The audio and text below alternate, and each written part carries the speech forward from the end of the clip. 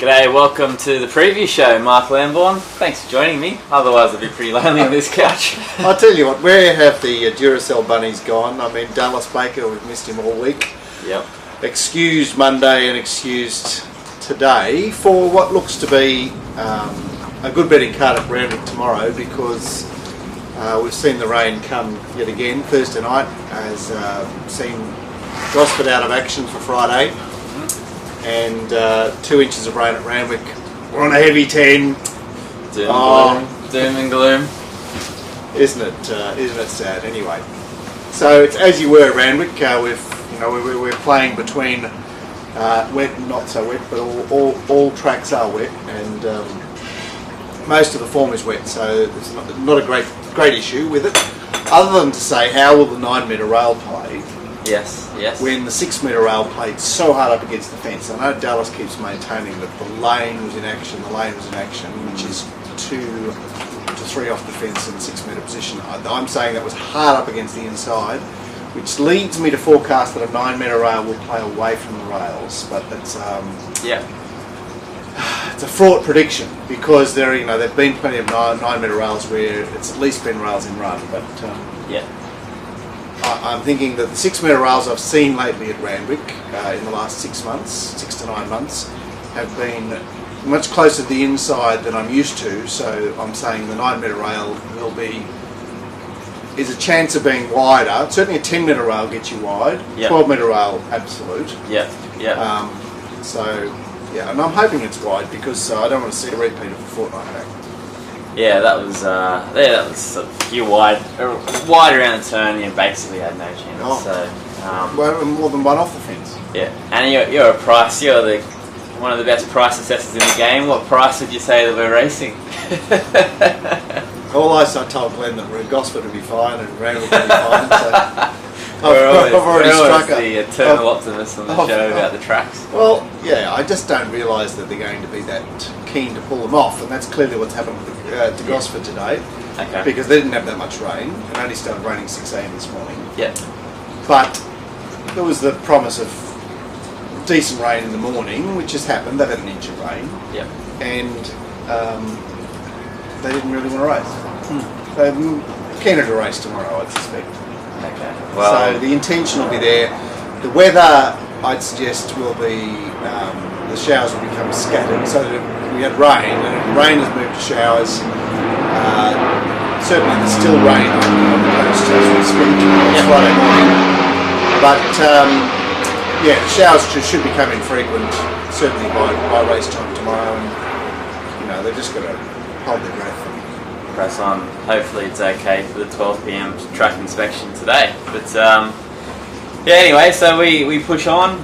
The first thing we just want to let you know, race speed profiles. We've got another three for 125, and the boys, they had another great week last week. So they're consistent as at the moment, aren't they? They are rock solid. There's nothing worse than seeing the horse you like in the unfavoured column. I tell you, it's just scares That's right. me to death. Yeah.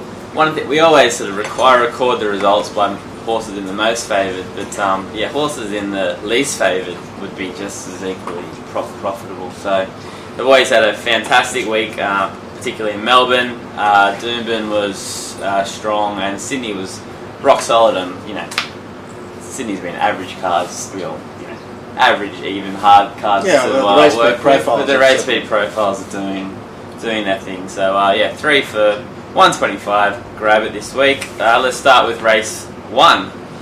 I'm doing prices as well. Yeah, no, it's pretty open. $4.80 Dark Steel, $5 Backstab, $8 for Vanbrugh. And from a firming point of view, Vanbrugh has been the mover, 13 into $8.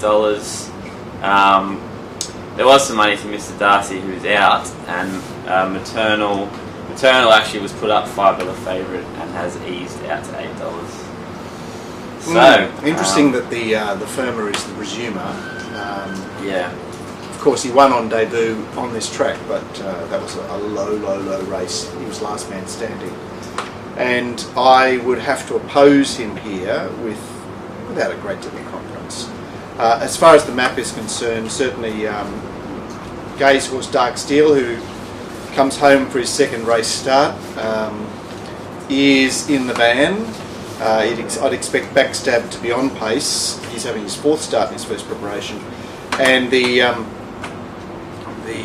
Godolphin horse Stalwart, who has come up from Melbourne, has trialled since his failure at Caulfield, and he's got the blinkers off, but I'd expect him to be on speed as well. Libido Sun takes a trail, as does Maternal.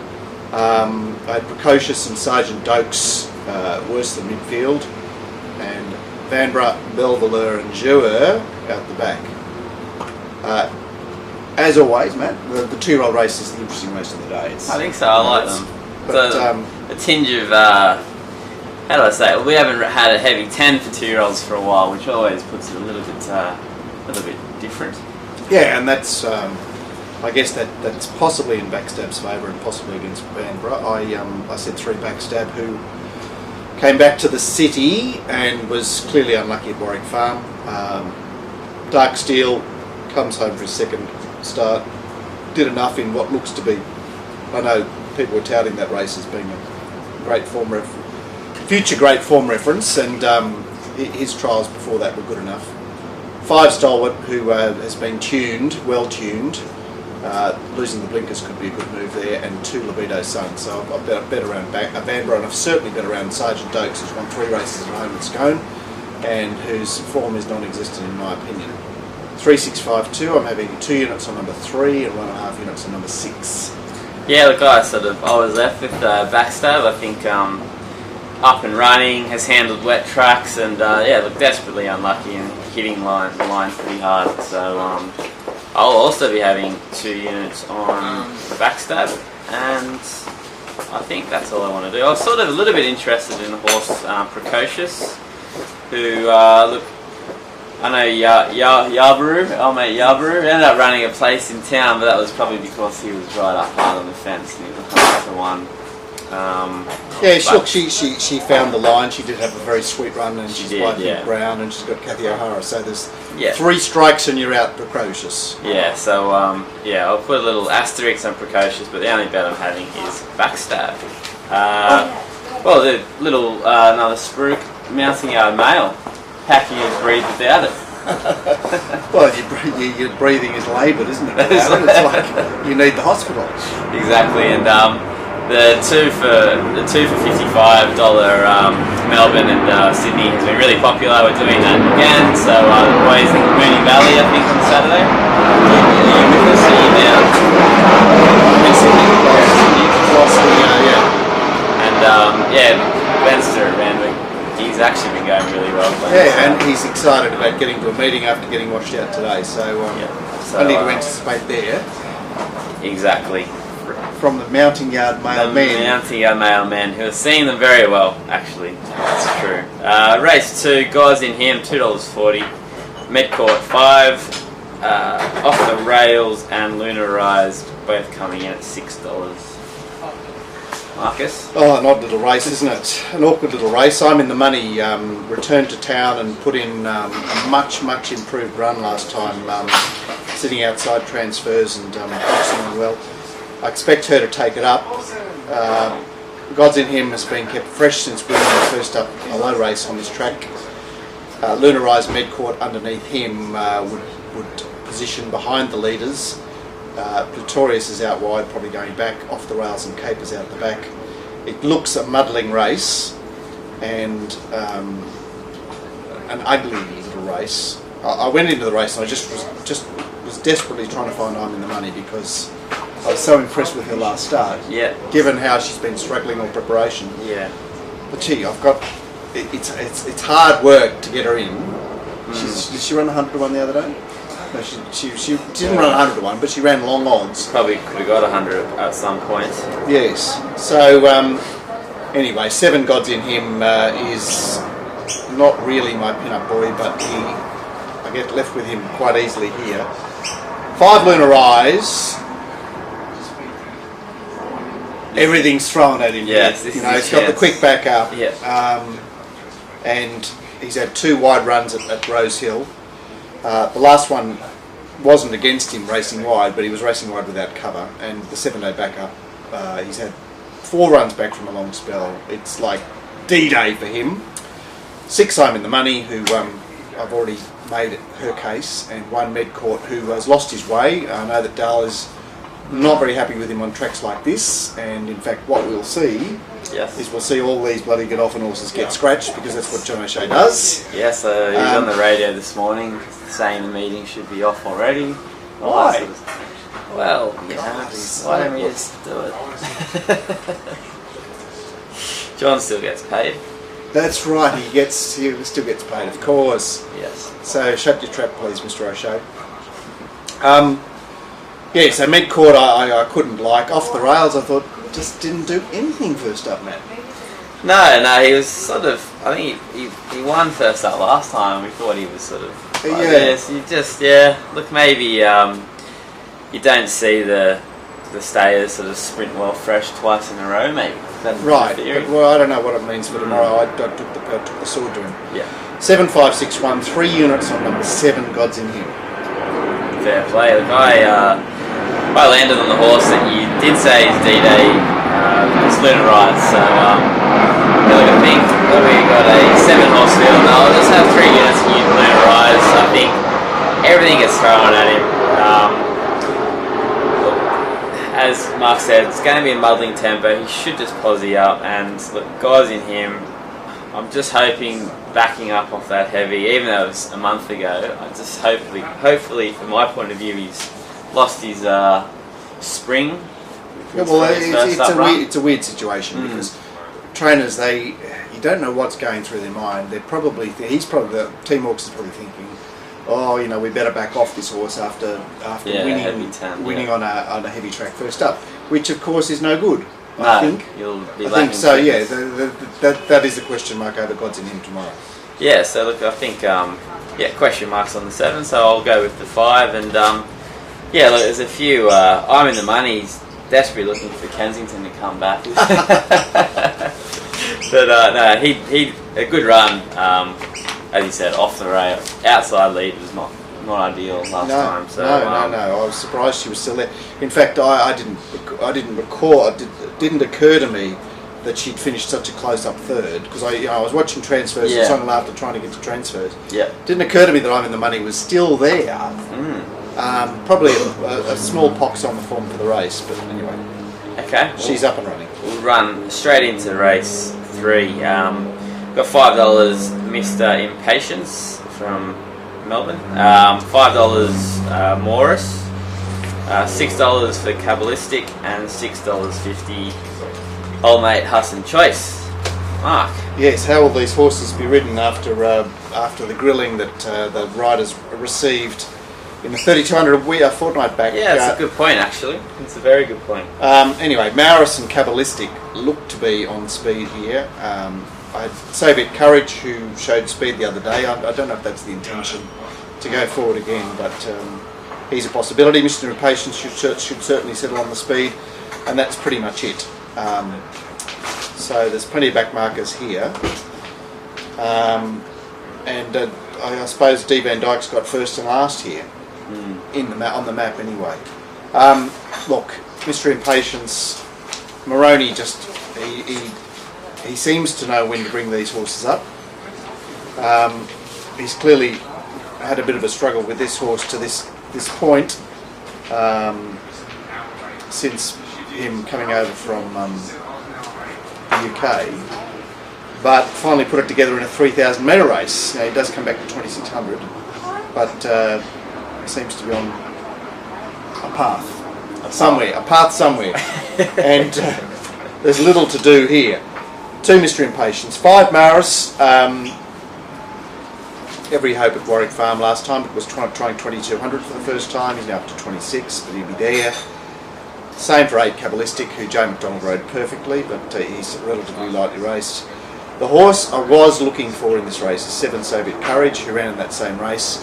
What I liked about him was time off and being ridden forward in that race, which should prime him for this. So that's the horse I went looking for. I couldn't get him any better than 4th, but be mindful of that. 2, 5, 8, 7. I'm having 2.5 minutes on the 2 Mr. Impatience, and you can leave me out of Hassan Choice, who I've never really. I mean, everything fell into place that day at Canterbury for him when Kathy wrote him to win. He can obviously feature here, but not for me. Fair enough. Yeah, look, I found it a uninspiring race, but I thought at the price it's probably going to get scratched. But Cabalistic, I think you're getting a fairly fair price for something that's quite obvious, and he's won the lead up. He hit the line really well. As you said, I think Morris had sort of everything go its way. It was $3.50, and I think Cabalistic will give you a good run for your money. 2 units. Soviet Courage. I had something on him the day he ran to Major. He got pinned 8 lengths. I know it was a real struggle. There was a struggle, but I think the heavy 10 may bring him closer to the field. Is that some of the theory?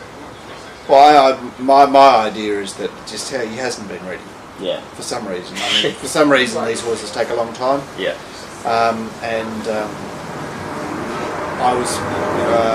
I walked away from Warwick Farm the other day going, right, Soviet Courage is ready. Okay. You went looking for him. Fair enough.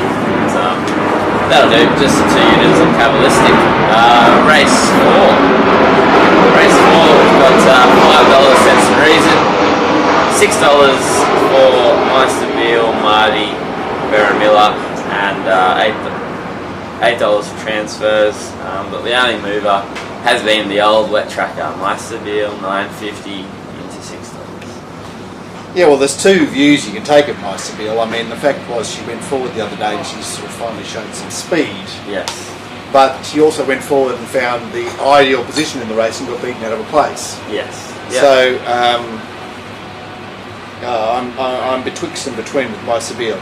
I have Caprossa leading this field, Mademoiselle holding the inside, Meister Beale posing up, and Marty attempting to cross those 3 with transfers poking through as well. So there's potential for 5 across early doors. Chastened and Written won't be too far away, and I imagine that Sense and Reason's ridden quietly. She has been best to begin the last 2 starts and dragged back. I think that'll happen again because there doesn't seem to be any sense in doing any other tomorrow, and hopefully we get a track that will allow that. Electric Power rearwards on the inside, Barramilla back with her. So it's a reasonably dense race, and Marty reappears for some unknown reason in the middle of June. I don't really get that. It's a strange reappearance for Marty. It's a quick spell, 98 days or something like that. 100 days. I mean, I suppose they want off season, but I mean this is a deep track to be resuming on. Anyway, 4 Sense and Reason for me, who she went well in the lead up, possibly flattered by the fact that they came home so slowly, but certainly not ridden to advantage. 8 transfers, had the advantage of the bias, but was brave.